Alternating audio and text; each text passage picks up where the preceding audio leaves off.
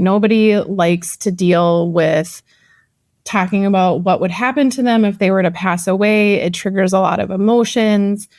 And advisors typically aren't trained with how to handle those types of complex emotions. The Heart of Advice. It's personal. It's pragmatic. Here on the eMoney Heart of Advice podcast, we explore how to navigate both sides to help you take your financial planning practice to the next level. Join us as we speak with financial professionals to learn how they deepen relationships and improve client outcomes.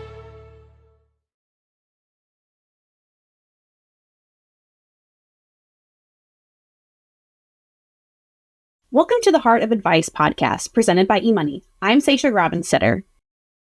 And I'm Connor Sung. We're your eMoney experts. Today on the podcast, we have Dr. Christina Lynn. Dr. Christina Lynn is a PhD in personal financial planning from KSU, a certified financial planner, a certified divorce financial analyst, an accredited financial counselor, and her current role is practice management consultant at Mariner Wealth Advisors. Some of her specialties include estate planning and psychology of financial planning. Christina, before we jump in, would you mind giving us a quick rundown of how you were introduced to the profession and ultimately how your journey has evolved and how you got here? Yes, thanks for having me. Happy to be here. So I am a career changer. I got started in financial planning a little bit later than what I would have liked in life. So I decided to really focus on going back to school to get a leg up. Started in financial planning, specializing in divorce finances, bounced around from firm to firm a bit, trying to find the right fit, kept going to school, worked with some amazing mentors along the way that really helped shape my focus of my career. Now I'm at Mariner and I work in advanced estate planning and training on the psychology of financial planning, and I'm a happy camper. That's awesome. We actually, Dr. Christina, I met just like a random chance when I was looking for individuals who not only had their CFP, but their AFC. She's one of very few individuals. So, and she's also working in a firm. And so I was really excited to meet her, probably a little overly excited, as Connor would probably know, but it was a really awesome experience. And so I'm so happy to have you on the podcast today. Yeah, those AFC roots are pretty special. Yes, definitely. So obviously you talked a little bit about, that you have some real passion for estate planning. So according to our Candid Conversations, we have an estate planning guide that only 38% of planners are extremely comfortable discussing legacy planning.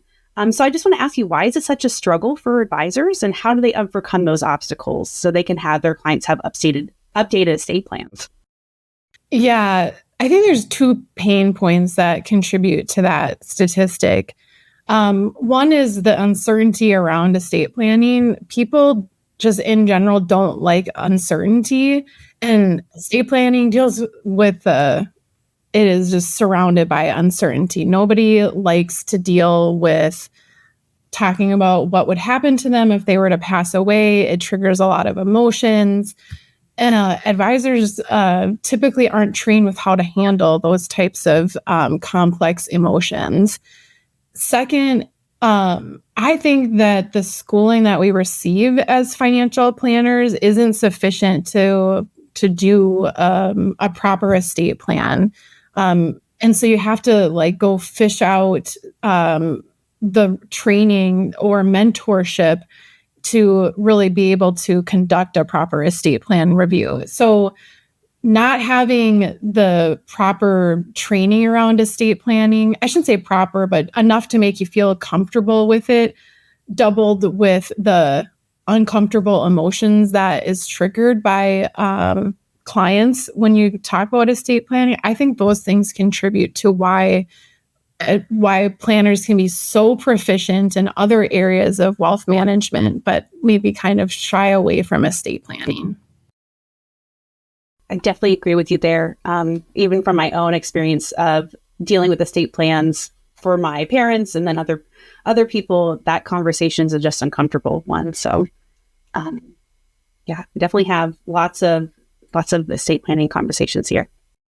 Yeah. And you bring up a good opportunity, I think, there. What do you think is the gap on education? Is it like actually how to build the financial estate plan or how to have the conversation? Is it the positioning of the topic, asking the questions? Can you just fill in that hole a little bit?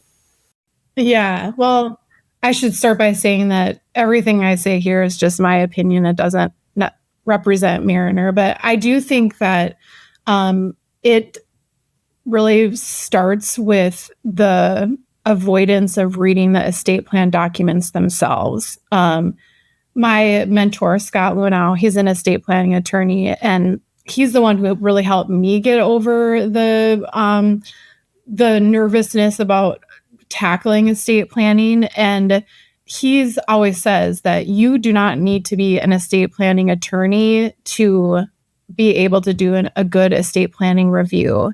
So just simply opening up those PDF documents and reading through them, after you do that a dozen or so times, you start to become more familiar with, okay, this is generally what these things look like.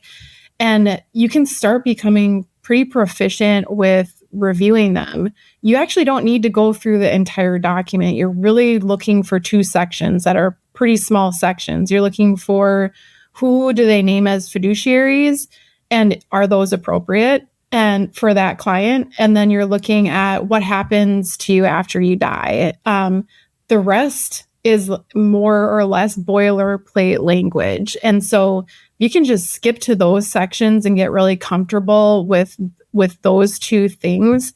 I think that can really bridge the gap with what we're talking about. It's super helpful. And I know we talk a lot about or hear a lot about in the news celebrities who didn't have an estate plan, or you hear horror stories about families. Unfortunately, my own family had some financial disruption because of lack of clarity in the estate plan. But aside from just opening the documents, are there any just important lessons that you've learned about estate planning? Yeah, I'd say the top two important estate plan lessons that I always like to talk about are, one, the importance of creditor-predator protection. I think it really helps avoid family conflict and hurt feelings and resentment if you can plan ahead and by avoiding any of that family money from going outside the bloodline. So if you plan ahead by incorporating predator-creditor protection, you can prevent the family money from going to a new spouse if the surviving spouse remarries. Or it's pretty universal that people don't want the inheritance they leave to kids to go to an ex-spouse if their marriage doesn't work out. Of course, everyone has different opinions about that, but in general, that is a wish for people. And it's a simple solution and that you can just incorporate into your estate plan documents. So that's one I really think is important to talk about and address. The second is who you name as fiduciaries, primarily for your successor trustee. I think that in general, people think that whoever you name as successor trustee is really like a position of honor because you trust this person so much that you and respect their financial capability that you're naming them as this important role in the estate administration if you were to pass away. What the average person doesn't realize is all of the stress that comes with that position, the workload, it's a lot of administrative work, and the family conflict that can brew based on just like the various scenarios of how whatever family is left after you pass away, it can cause fights between siblings, aunts and uncles, step siblings. Every family is a little bit different, but by simply naming a corporate trustee, a a professional third party that's neutral to be the successor trustee, it really just removes that potential for family discord and all of the stress that goes with being a successor trustee. So again, two really simple solutions that I think are often not given enough attention when doing estate plan reviews. I almost imagine it's tough.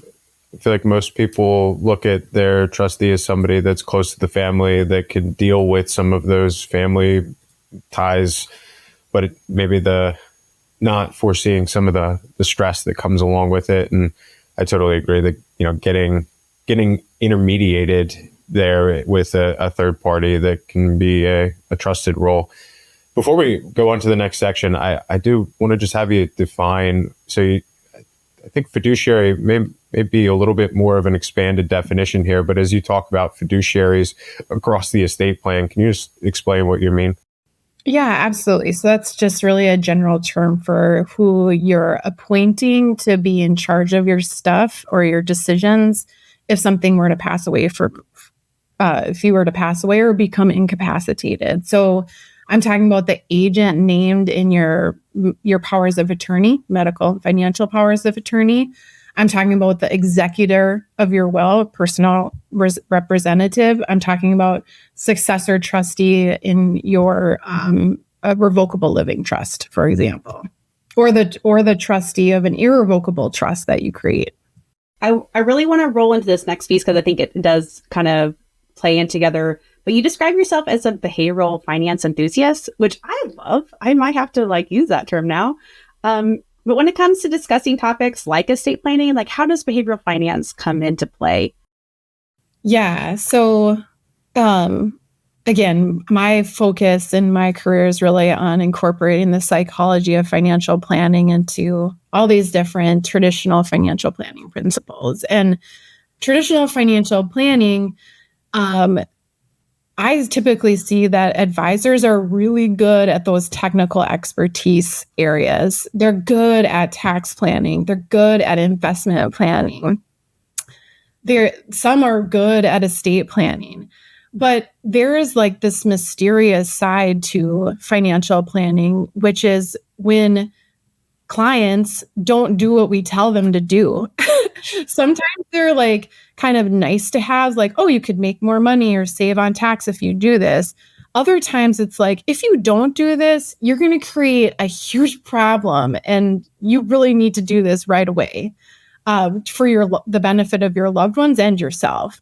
But they don't do it, right? The psychology of financial planning really deals with that side of the mysterious side of financial planning that we typically don't talk about. It's just sort of falling through the cracks in the CRM or the, note-taking system, client didn't do this sort of thing. So one of my passion projects, like I said, is really building in the psychology of financial planning into all those different areas of financial planning, the other 7 domains. And the psychology of financial planning is really predicated on an advisor's emotional intelligence level. That's where it starts. If you don't have high emotional intelligence, you're not going to be able to apply psychology of financial planning techniques and exercises. And so what I often see in existing training is that leaders will tell the advisors, well, you need to work on active listening, or, if you just, do more reflections or ask more questions, that will really be the solution.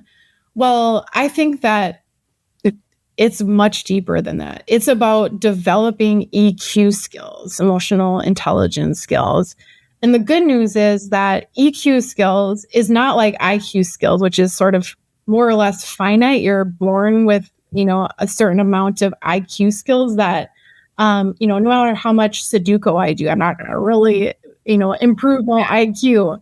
Whereas EQ skills, there are evidence-based techniques that can improve your EQ skills. So let's focus on that to be able to utilize these psychology of financial planning principles.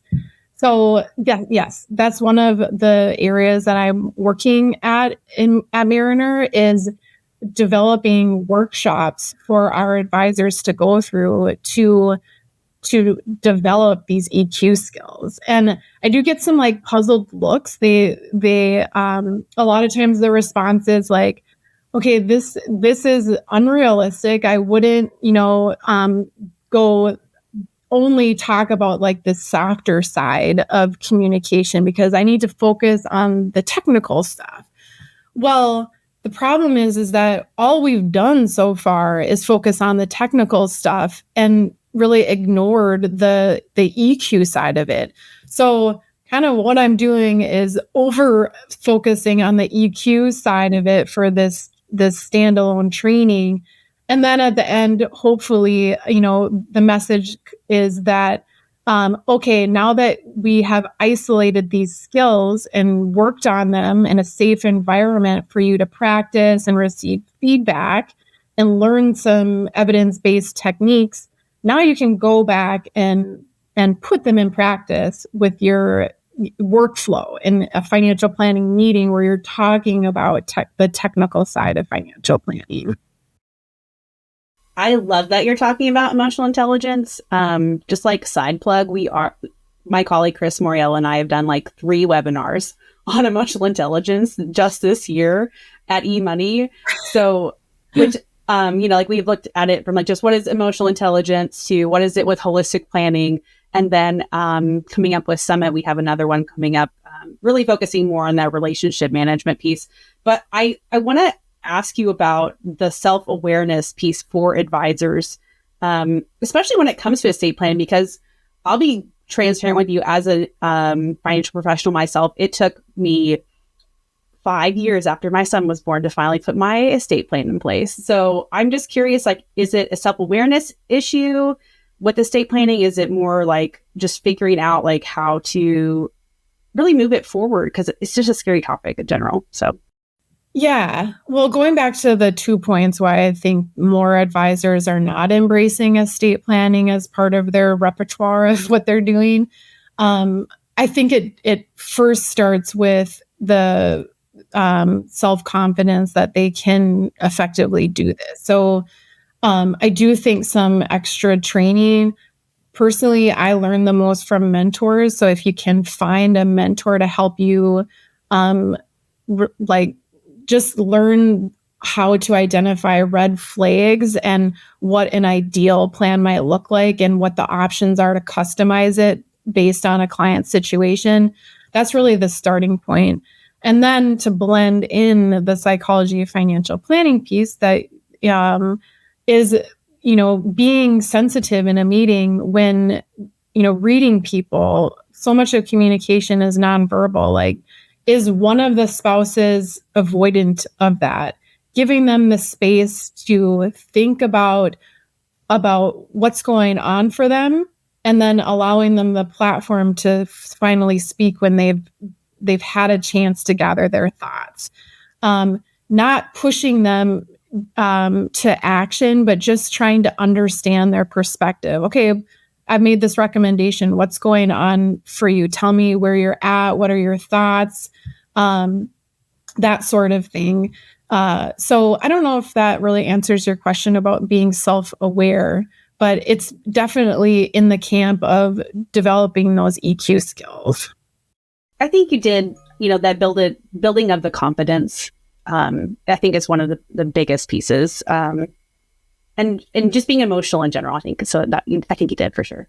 But speaking of mentors, I wanted to ask you about your experience with working with Dr. Rick Kaler and what learnings you kind of took away from his practice, because I do feel like he has a very unique style, especially with financial planning and his, background with financial therapy. So I want to hear how that all went down. So.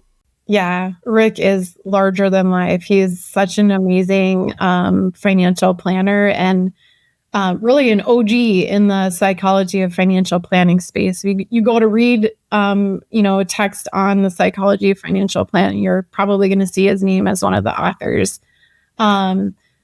For me, what he taught me was to normalize the incorporation of financial therapy techniques and exercises into traditional financial planning. He made that just normal. Like this is part of the intake process. This is part of annual reviews. Also, what I learned so much from him, but another highlight was that he really drove home the point that financial therapy, psychology of financial planning, expertise in that starts with doing the work yourself. You can't facilitate any of this stuff with somebody else if you haven't done this on your own first. So he really emphasized attending classes and doing your own therapy, doing your own work, going through the exercises yourself, practicing these skills at home with your family, getting comfortable with them before doing them with a paying client.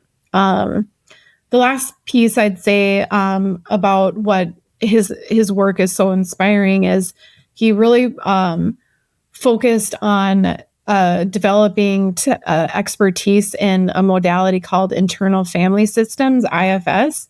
I did study that. I still use parts of that in my daily work. I chose to focus on another modality, but it's just so inspiring that here's the guy, super smart, very successful in traditional financial planning. He did not come from a mental health background, but really just embraced this intersection between mental health and like wealth management, financial planning, and found a way to ethically navigate that by bridging that gap. And that's through a lot of it is through his work with IFS.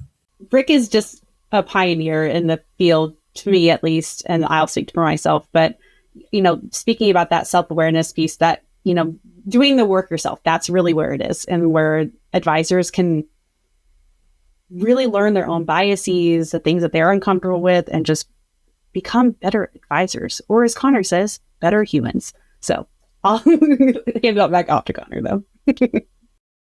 I had the pleasure of moderating eMoney's Summit panel in 2023, and Dr. Kaler was one of the panelists for the 2 parts, and he definitely, I know he had an impact on me, and I took a few different things away from just speaking to him via that format.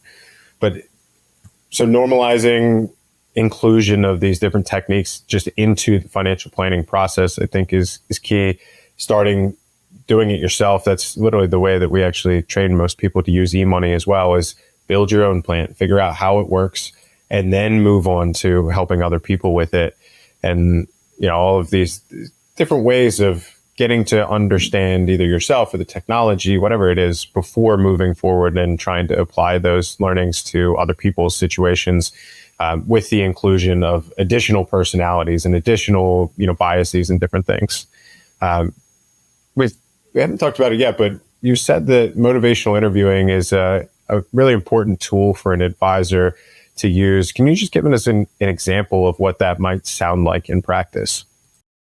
Yeah. So first, what is motivational interviewing? It's an evidence-based conversation style that's proven to help clients or people move towards positive change in their life. And that can take, a variety of different applications within financial planning. It might be positive change towards implementing an estate plan, or, addressing an issue, a glaring issue with their investment plan, things like that. Why I'm drawn to it, one of the reasons why, is that it is not meant for only mental health professionals. It's a conversation style that can be adopted by any helping profession.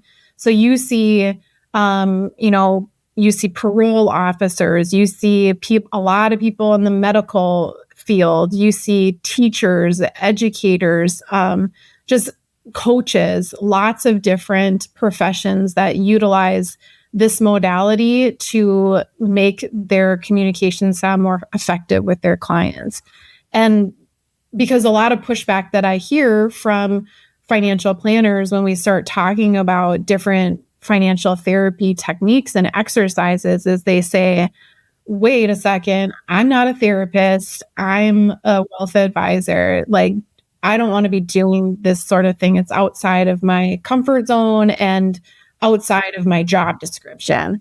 Well, on the spectrum between financial planning and financial therapy, there's this there's a middle ground that you can tap into in learning these counseling skills, these communication skills. So anyway, you didn't ask that, but I wanted to give that background why I like motivational interviewing. Hundreds of peer-reviewed studies have been published showing positive results in different fields. And I'd like to see a lot more in financial planning because I think that it has the capability of doing that. So getting to your question as for why I like an example of what motivational interviewing can do, one of the key principles that motivational interviewing addresses in one's communication style is the tendency to use the fix-it reflex. What is the fix-it reflex? It is a person's natural tendency to fix a problem when they see a problem. So if you see, like, this happens in all areas of life. It happens in parenthood, with spouses. It happens in financial planning a lot because we are trained to spot issues. We can see them as soon as you look at a net worth statement or as soon as you see them when you look at a beneficiary designation. And they're paying for our advice. So it's very natural for advisors to respond very quickly in conversations to present solutions when they identify a problem. They're like 40 steps ahead of the client who's solving for problems that the client doesn't even know is a problem yet. And so bringing in that fix-it reflex is one of the key principles of motivational interviewing. It teaches the interviewer or the advisor in this situation to just slow down and be more curious about understanding the client's perspective, employing accurate empathy, and what they call rolling with resistance. When a client says something that's clearly against traditional financial planning advice, instead of pointing it out right away, you just kind of roll with it. Like, in order to do your job really well, you don't need to abruptly correct a person. You can let them explore it and get curious about it. Eventually, you'll have the right opportunity to give information and give advice, but just not come in too quickly to resolve problems. It was one example of how motivational interviewing is a helpful communication style. I definitely do that in my own personal life, and I know it doesn't work very well for me there. So I can imagine it's definitely an easy win as you think about going through an initial discovery or even, rediscovery at some points where people bring up some stuff that they may have forgotten about, and you don't want to you want to jump on top of them and ask why or start to fix it. But it's good stuff. Yeah, I definitely practice it at home. This is a skill that constantly needs to be developed and sharpened. I mean, you think you get somewhere and then you go home and totally stick your foot in your mouth. But yes, it's a journey we're all on. I just want to ask you about the power of questions for a minute, because I think that you're the one to ask about this, especially when it comes to like these complicated topics. Motivational interviewing, as you said, like there's hundreds of studies of, the success of it. But I think at the heart of it, I just want to hear like, what are like a few questions like you're like, hey, the advisors, these like 2 questions, these are the best ones to ask. I'd love to hear that. Actually, this is a little bit surprising, but according to the motivational interviewing style, you should ask you should use 2 times reflections as you do to questions. So there's actually more emphasis on utilizing reflection. So rather than when we're talking and you say something to me, I then, rather than respond with a question, even if it's a really good open-ended question, I respond to whatever you say with a statement that ends with my voice dropping rather than my voice elevating. So so when you're saying something, it's the tip of the iceberg. And so I'll then respond with a reflection with my best guess as to what's going on below the surface. So that is a good use of a reflection. So it's not really an answer to your question, but it's a really good opportunity to bring up how reflections are actually way underutilized by financial advisors. We always just default to the question, like, what are the good questions? Absolutely. There's a lot of good questions. I know like Megan Lurtz has a list of really great questions on her Kitz's website, and lots of people are good at those. What I would like to see is us get better at using reflections, because when you're asked a question, sometimes subconsciously it can trigger defensiveness. But if I respond to you with a reflection, it's sort of an unsaid acceptance of whatever you say. Even if it's not, I don't agree with it, I'm making you feel comfortable with your position, and I'm inviting you to say more about it, to correct me, to add on top of it. And that makes for a really great financial planning conversation. On that note, so you obviously have done quite a bit. I know we talked about at the very beginning that you decided to use education to try and get a leg up for your somewhat later start to the industry. But as you think about financial professionals trying to get better at what they're doing, what resources, books, people, recommendations you have for financial professionals that are looking to get more information as it pertains to the psychology of financial planning? Yeah, so it's expensive, but the CFP Board's Psychology of Financial Planning book that was published just 2 years ago, 2022, is really good. It has chapters by different authors, and all the authors are the OGs in the financial psychology space. So not only can you hear a little bit or read a little bit about what their take on the psychology of financial planning is, you can also start following those people: Dr. Sonia Luter, Rick Kaler, Dr. Megan McCoy, Dr. Emily Kuchel, things like that.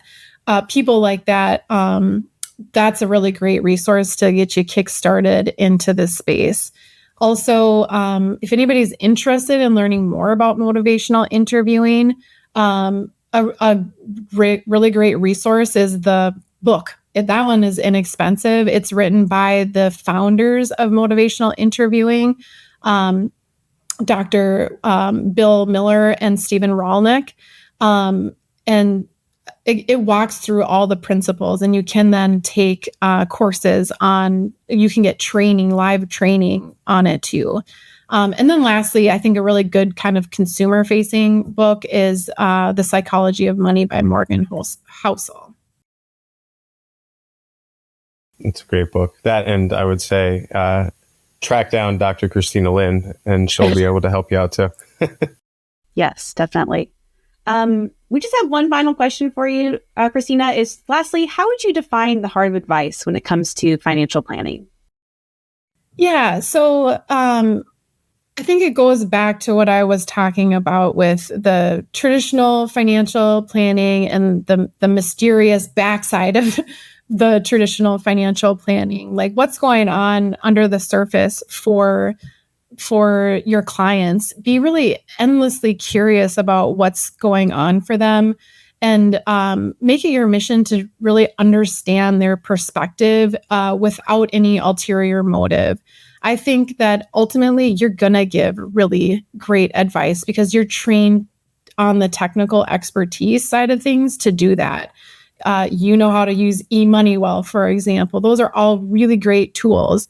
Now what we need to do is build out the other side by really connecting with our clients, building that human connection, which starts with building your EQ skills. Well, Dr. Lynn, I've had a wonderful chat with you. All these things made me so happy to talk about emotional intelligence, motivational interviewing, estate planning, all these things that I love. And I'm glad that our listeners could hear it from you as well. Thank you so much, Seisha and Connor. It was a pleasure to be here with you. It was a great time. Thank you. The Heart of Advice podcast is produced by eMoney Advisor, a leading provider of technology solutions and services that help people talk about money. Learn more at emoneyadvisor.com, where you can find additional resources for advisor success, including the Heart of Advice blog, as well as ebooks, CE webinars, and events.